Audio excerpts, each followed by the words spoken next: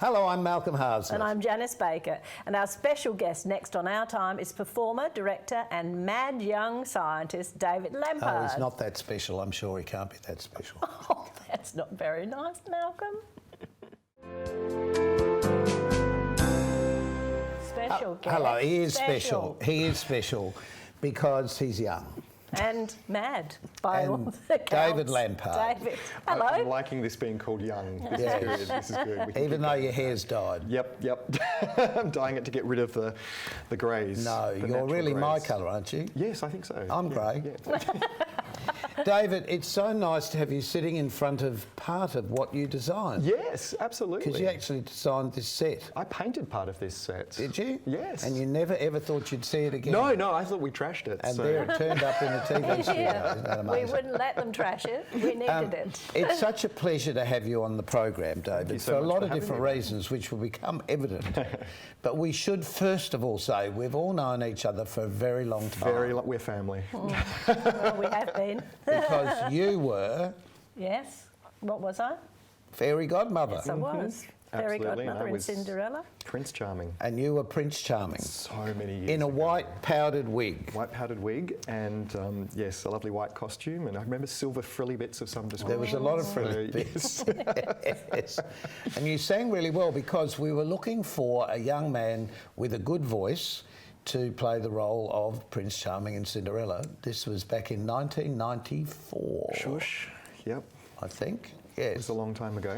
And we heard about you, and we didn't even audition you. We just took you on. You came to see the show, I think. Did you I? come? I'm pretty sure. No Well, idea. that What was was the the rumour show? at the time that you came and saw. A funny thing happened on the way to No, the I forum. didn't. No, you No, I didn't. There we go. Okay. I didn't. Somebody did and saw Somebody you and went, did. Malcolm. Somebody said, this is the boy you should have. Lovely. And since then, I recall, because in the dressing room we kept talking about what you were doing and where you wanted to go, and you sat up at night watching people sleep. Yes, at that point in time, I was finishing off my university degree and I was working in a sleep lab. So yeah, staying up late, watching people sleep, asking old ladies to insert thermometers in certain places. So it was it was a fun job.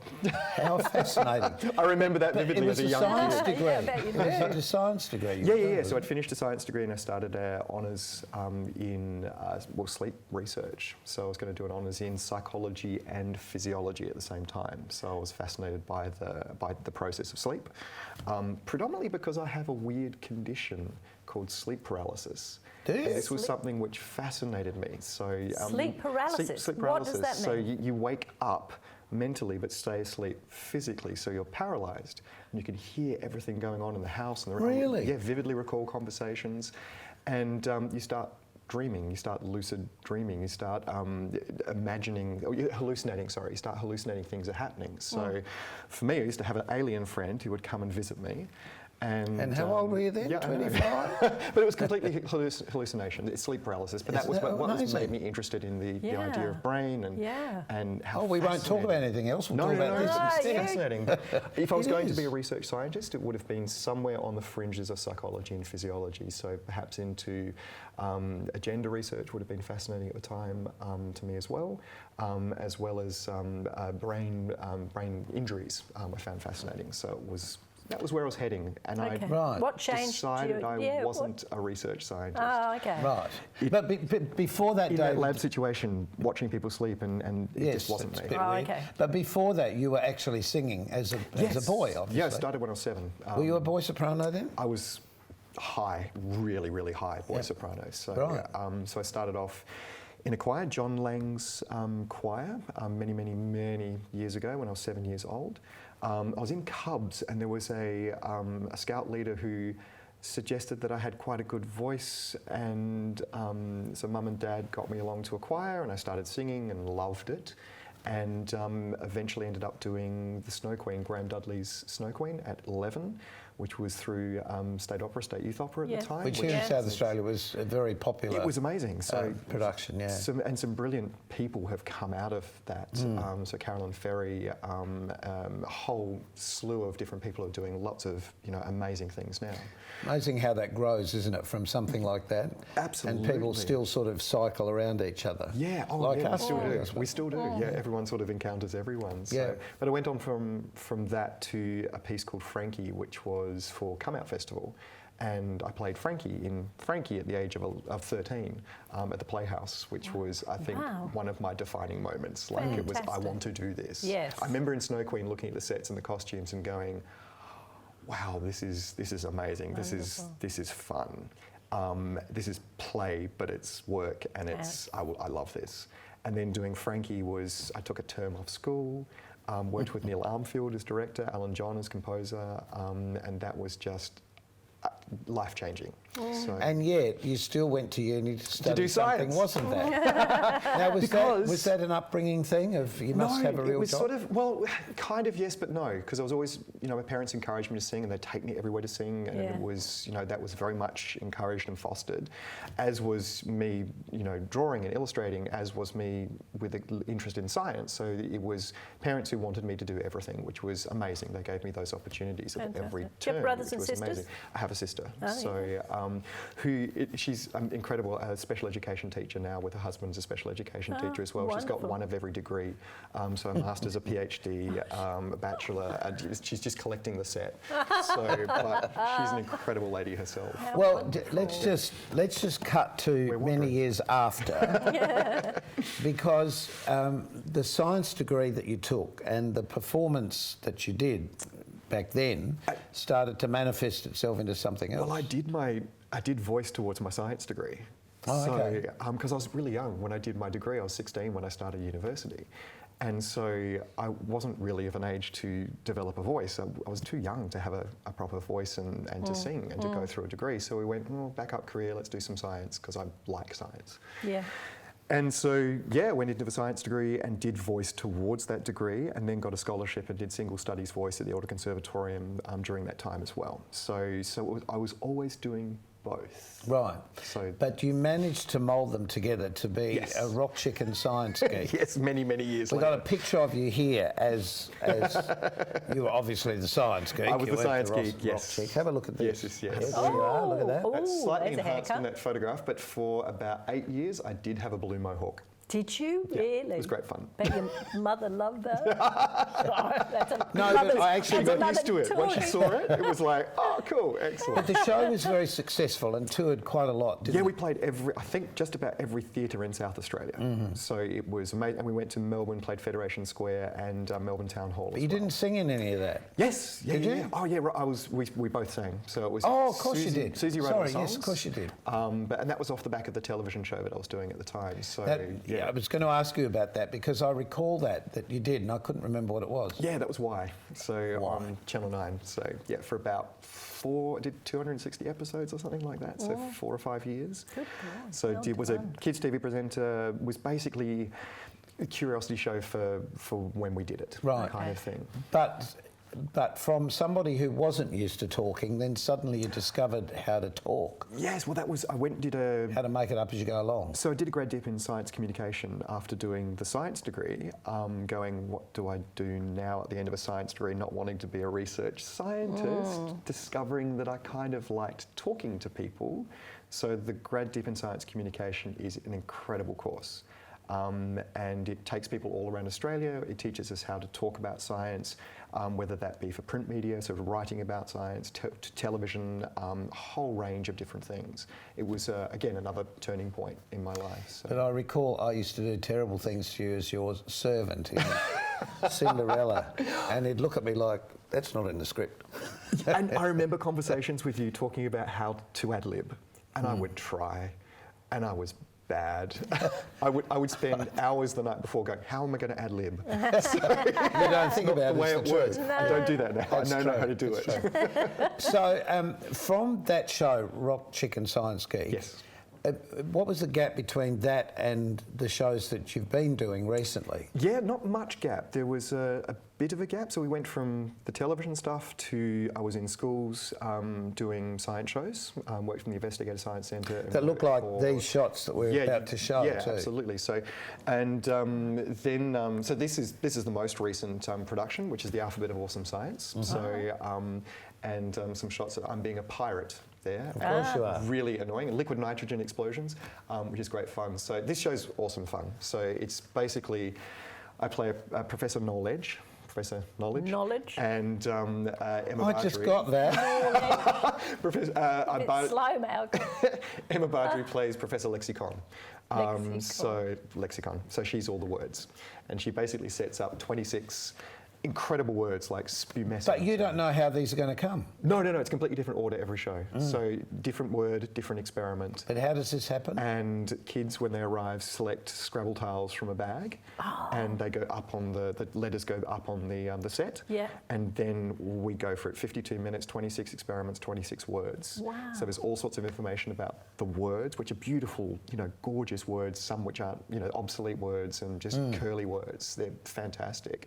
And then, of course, I do an experiment for every one of them, whether that's something tricky or curious or explosive or slimy. Lots of explosions. Lots of explosions. I couldn't believe how loud the balloon explosion is. Hydrogen. Hydrogen in the balloon, and bang, everybody, you see the whole audience go. And you know what? It's the only time I've let anyone else do it. I've got Emma doing it on stage. I reckon I've exploded thousands of those things, and I've given it to someone else to do, and I get jealous of her every show now. Very clever the way you get to that. But we're going to find out more about this exciting young man after this break.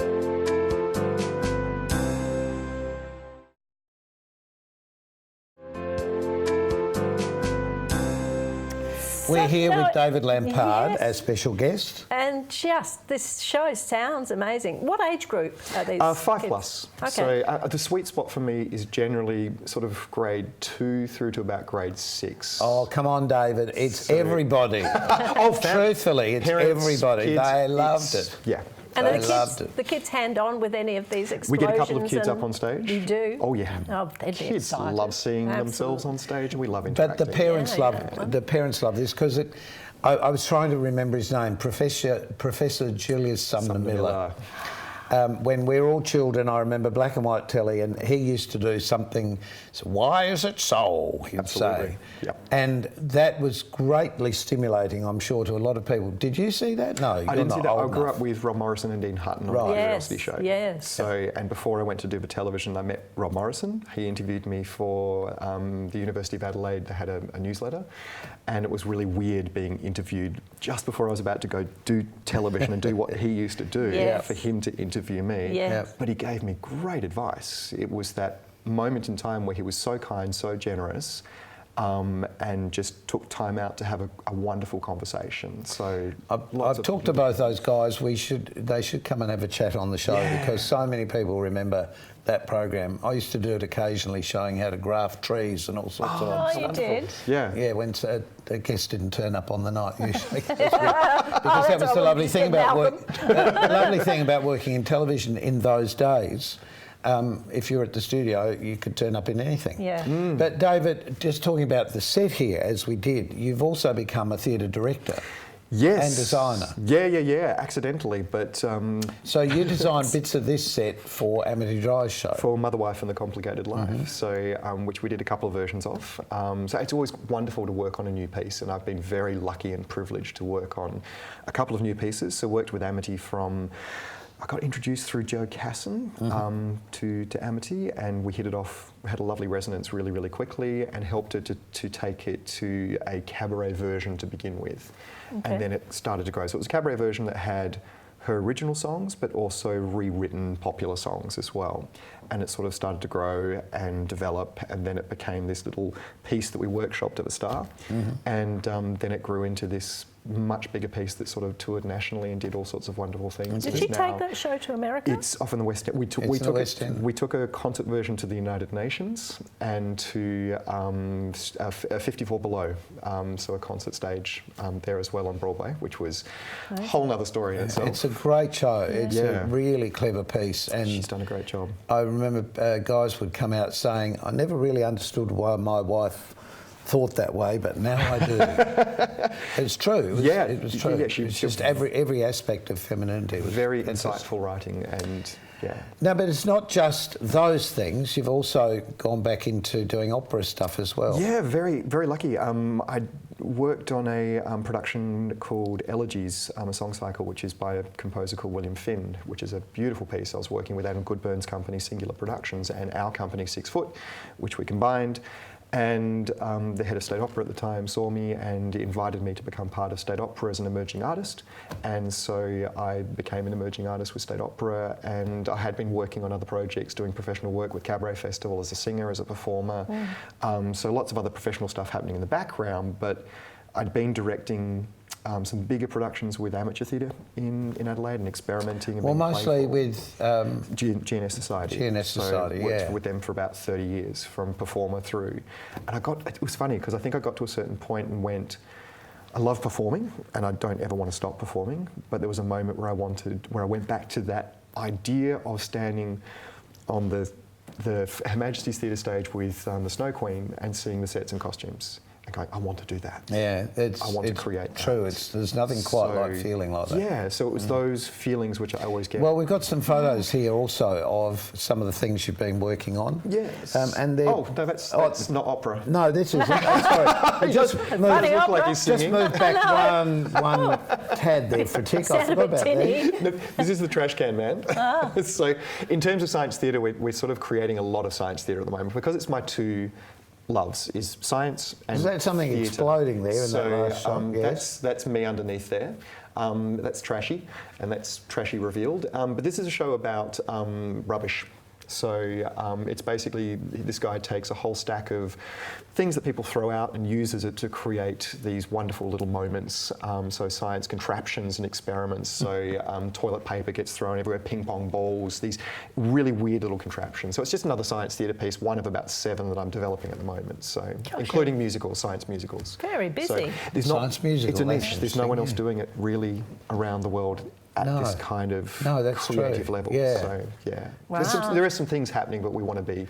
And there's such a push in society now to develop more scientists and get kids more interested in science. Yeah. And what you're proving is you can have fun with it. But getting back to the design and the other stuff. Yes. So let's have a look Have a at look. those. Absolutely. So this was Magic Flute, which we did at the Masonic Lodge. So it was my one of the operas, one of the main stage operas that I did with State Opera, which was just such an awesome experience. So I designed the sets and the costumes and directed, and this is Die Fledermaus with State Opera as well at Her Majesty's Theatre.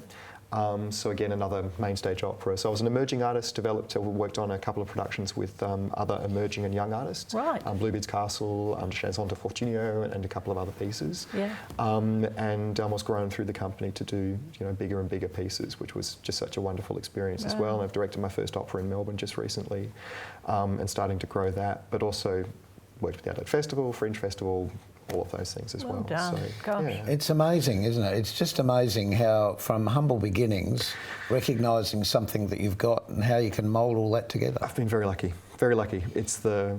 No, there's no such thing. You've worked very hard to get where you. I think I'm one of those people who opportunities come my way and I'll grab them. Yes. Yes. Yes. So- Do you know, That's I agree exactly- with you, David. It's knowing when to say yes, which is most of the time. And most people, maybe I should, maybe Yeah. just go into it and have a go, because otherwise you'll never know whether you like it or can do it or whether it's going to be popular. And at the front end of my career, that was the best advice I ever got, was go in there and try it. Put yourself in the situation where you can do something, give it a go, see what it's like, suck it and see. Well, particularly if you're already mixing within that area, because obviously the people that you'd want to work with and want to work with you are there and can see what you're doing. But it's lovely when people like yourself come into your life and give you that opportunity and you take it. So, I mean, you're one of those people who, for me, helped to shape my career.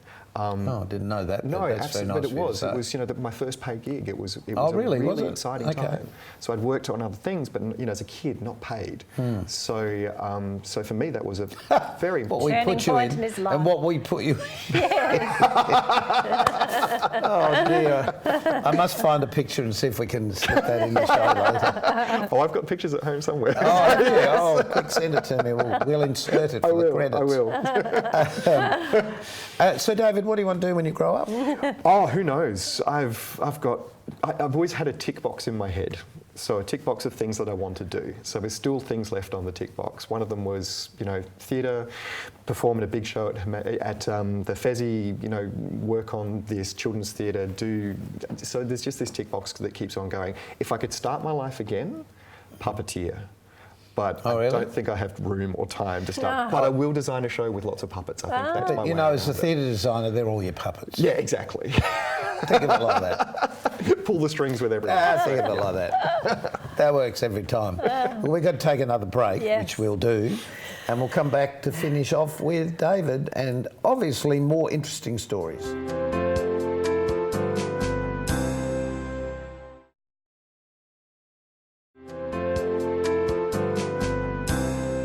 We've been looking in the break for a picture of you as the White, prince. fluffy, silver. Yes, yes. And here it is. And the wig. And the wig. Oh, how lovely you were, David. It was good fun. That's good. You know, we look back through our lives of the things that have been sort of landing stages for the next stage and so on. And it's great when you get a chance to talk to somebody years later to find out what's happened to them, to be frank, because I haven't seen you for a long time, so it's been absolutely lovely to have this chat. Thank you. But, So, David, you're based now in Melbourne? Now in Melbourne. Yep. Yeah. Moved there 2 years ago. Okay. But I'm back here all the time with work. yes, which makes it difficult because if you've got a home there and you've got to find friends to. Oh no, it's been really easy. It's been really, really easy, and it's lovely to keep contact with people back here, and I do have some lovely solid gigs back here to keep working on. Your as well. family's still here? Family's still in Adelaide. The truth is, we're all Australians. Yes. That's the truth. And in reality, we're making stuff for people wherever they may be. Absolutely. Where do you see the industry going? Where do you see opera and theatre going in the future? Oh, that's a big question. Because it's pretty amazing what's been happening of late. Yeah, there's been all sorts of things happening. So, but look, Stuart Maunder's taken over in South Australia with the opera company and doing, lots of really interesting programming, and I think it's going to play out beautifully.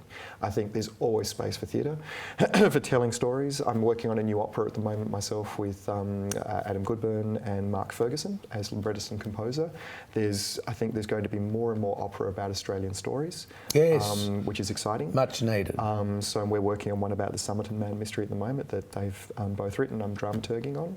And I think you're going to see more of that happening, more ownership of our own work, which I think is very exciting. Wonderful. So, Yeah. But who knows exactly where the I industry's think going it's to very be. important though, David, because we need to have a voice. We need to have an Australian Absolutely. voice, which includes all Australians from every...